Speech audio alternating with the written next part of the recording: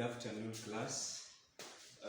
My name is Mr. Okaka Edwards, an international teacher, and today I'll be taking you through our subject biology, and we are in the topic of nutrition in plants, and our substrand is the process of photosynthesis. And remember, before we begin our process of photosynthesis, we said in our last class that photosynthesis is the general process through which the green plants manufacture their own food from simple substances that are like the carbon dioxide.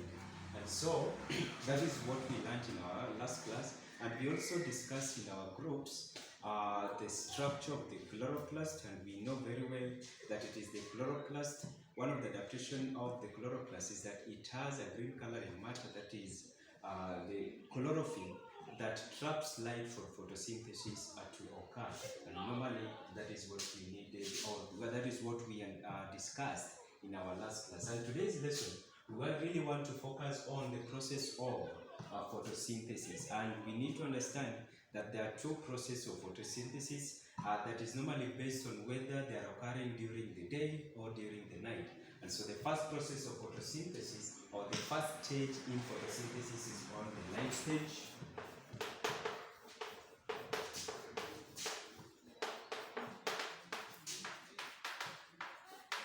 So we have the light reaction stage, where this normally occurs in the granum. It is in the granum that contains the green coloring matter that is called the chlorophyll that traps light for photosynthesis. And during this light reaction stage, water molecules is broken down into hydrogen atoms and oxygen gas. This hydrogen atoms is the form of energy that is now used in the dark stage.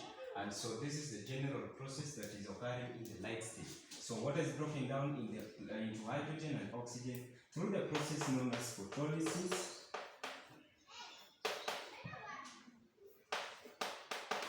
In the presence of light energy. So in the presence of light energy, water is broken down into hydrogen and oxygen through the process called photolysis, in the process of the light energy that is trapped by the chlorophyll. The second stage that we also need to understand is the dark stage. And in the dark stage, hydrogen that has been taken from the light stage now is taken into the dark stage, and hydrogen combines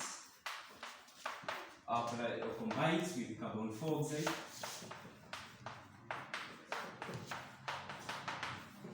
to form a simple carbohydrate. So hydrogen combines with carbon dioxide to form a simple carbohydrate, and this is occurring in the stroma through the process called carbon dioxide fixation. So the process here is carbon dioxide fixation. So this is now the general process that is occurring both in the dark stage and in the light stage. And remember, I've just said that in the dark stage it occurs in the stroma.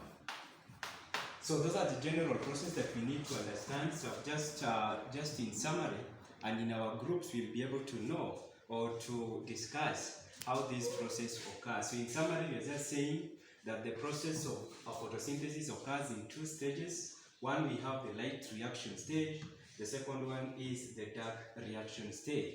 We are able to know how they each are occurring. So in your groups assignment that I'm giving, go and also try to discuss how the photosynthesis is being influenced, factors affecting the rate of photosynthesis. Question: discuss the factors affecting the rate of photosynthesis. Otherwise, thank you, and I appreciate your listening here for this particular class.